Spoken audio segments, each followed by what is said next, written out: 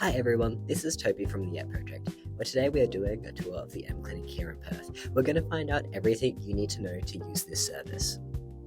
So I'm Garry, I'm one of the nurses here at the Mclinic.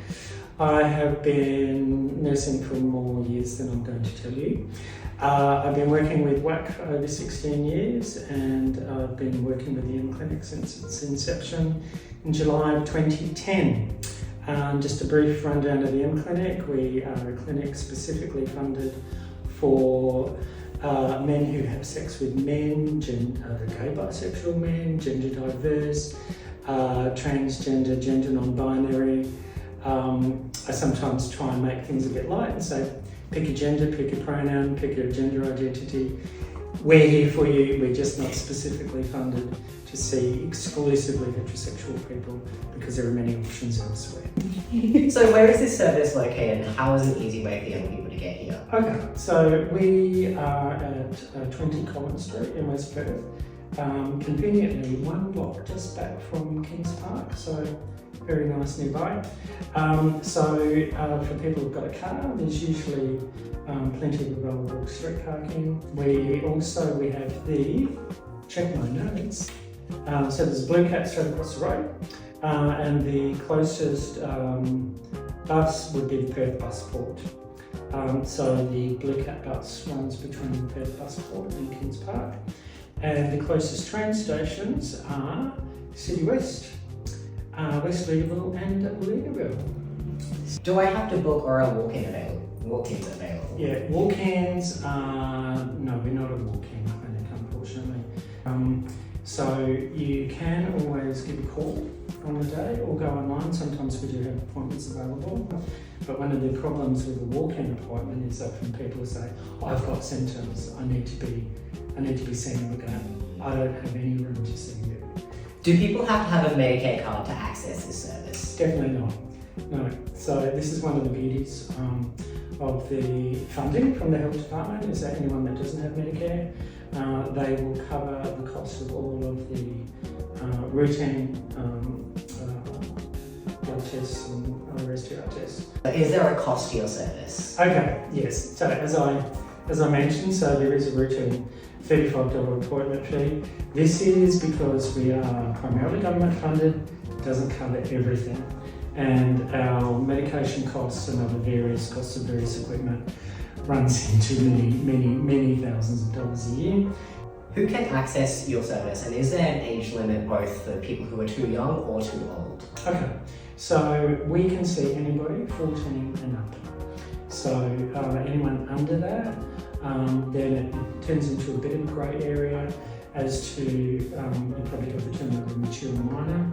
So under that age, it needs to be an even more specialised sexual health service, maybe even Perth Children's Hospital, depending. Somewhere like Perth might be more appropriate. So can a young person request a clinician of a certain gender?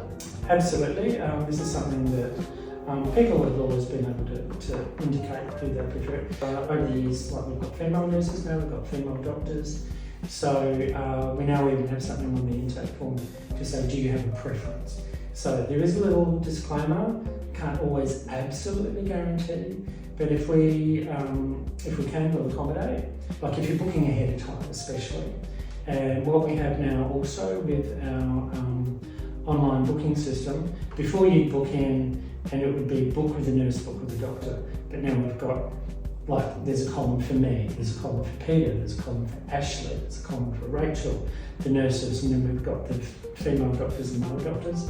So people can actually go, oh yes, I'll go with Ashley because she's a cool chick. Are there interpreters that people can access while using the service? Okay, so I would say 99% of the time, except for Auslan interpreters, they can be booked ahead of time. So they're really the only interpreters that we have face to face. But also we do always need notice. So if somebody needs an interpreter, we pre-book an interpreter through the telephone interpreter service. Previously, the organisation had to pay. Interpreter service, fair enough, not cheap. But now that we can, it's actually under the authority of one of our doctors, it's actually covered. So there's no out of pocket. Can young people bring a support person along to their appointment? Absolutely. We have people of all ages bringing support people. So that's absolutely no drama at all. One thing that I would say, however, when we're seeing any client for the very first time, and sometimes, oh, can I bring my friend in? Can I bring my mum in? And I'm like, give me a sec. I just want to bring you in, we'll have a bit of a chat. So we're going to ask about injecting drug use. We're going to ask about, anal sex, vaginal sex, everything. And it may not be something that they want to talk about. But if they say, absolutely, I want them in, they know everything, I'm like, fine. So I just need to get that permission first. Yeah. But we have a lot of people that come in, hold hands while we take blood and do injections and things like that, and that's absolutely fine. Is there access to gender-neutral toilets whilst you're here? Oh gosh, yes. Heavens. I think we'd be burned down if we didn't. No, of course, gender neutral for staff, for everybody. Yeah. So what can you test for whilst you're here? So the routine check would be HIV, syphilis, and urine, rectal, throat, urethral, vaginal, checks for chlamydia and gonorrhea. We'd always like to check immunity for hepatitis. So that's the routine checks. So if people have sexually transmitted infection symptoms, can they access this service? Absolutely, yeah. So this is where it's really important that people call ahead. So people call up, we've always got a nurse on admin, doing results, phone lines, checking, triage and all the rest of it.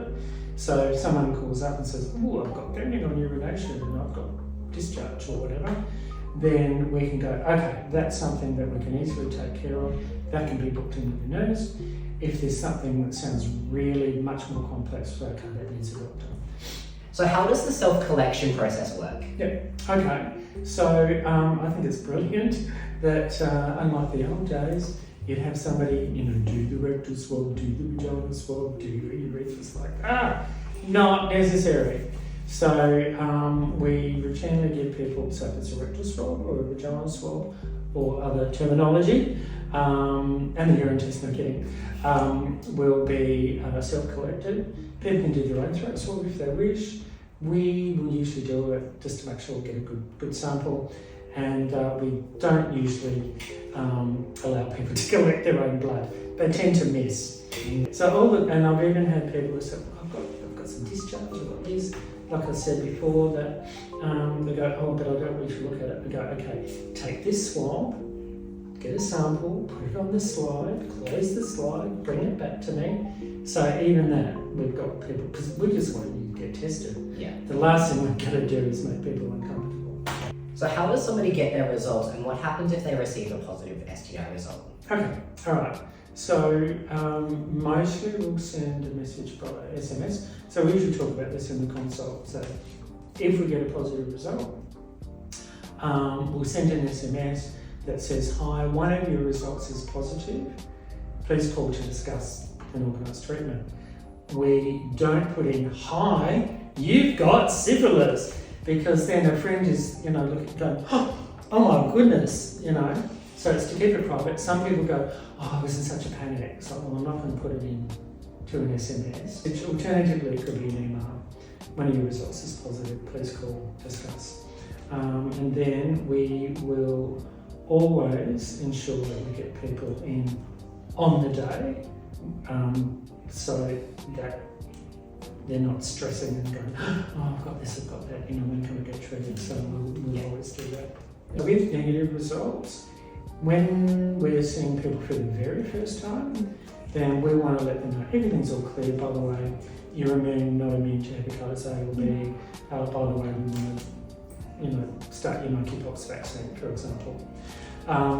When it's a routine check again and again and again, we see so many people, so we say no news is good news. But if you're concerned, give us a call in a few days. We'll make a little note, so it's always the reception staff don't have access to the notes, but we'll put a little note up, results reviewed or negative, and so get a quick call, yep, it's all clear, ding. So how often should people be getting STI tests? Well, it can vary. So people that will have, one partner here, and then 2 or 3 months later one partner, I'm thinking minimum yearly, with the rates of chlamydia, gonorrhea and syphilis, which can be very serious, I'd say, look, 6 monthly. If you're more partners than that, 4 monthly. If you're very sociable, 3 monthly. Yeah. Or if people have symptoms, they'll be notified that they're a contact of something. Then of course you might have tested last week. I had, I think, 2 or 3 people call yesterday. They just tested recently. I've got symptoms. I've got someone's contacted me. Blah blah blah. Is there anything you would like young people to know or would like to say to encourage young people to come here to Mclinic? Okay, well, apart from the fact that we're really cool, we're very sex positive. We're relaxed. We're chill. We are professional, but we're also relaxed. Like when I speak to people for the first time, say, look, I'm going to ask you everything. Fingers, thumbs, toys, group sex, anal sex, ejected, drug use, do you go to beds, do you go to sex on premises venues? Hey, cool! Let's talk about what the potential risk is, ... So, hey, non-judgmental. I won't say I've heard it all, but I think pretty much. And like, okay, you've got a girlfriend and a boyfriend, and you've got another one stashed away in it, and then you do it. Fun, I don't really care, but I do care. About you and your partners, let's talk about that. Yeah. Very non-judgmental, and it just says like confidential, but... Oh, confidential. Jeez, people, like we have people from certain cultural, ethnic backgrounds, I'm married, or my boyfriend doesn't know me, it's confidential. It's like, if this was, I've seen politicians, doctors, nurses, magistrates, if this wasn't confidential, be out of business. Thank you for having us here at Mclinic. The project really appreciates it. Yeah, look, my pleasure. I mean, this is something I've been very passionate about. I worked in the hospital for many, many years. Worthwhile job, but this is absolutely worthwhile. The place to be. I think so.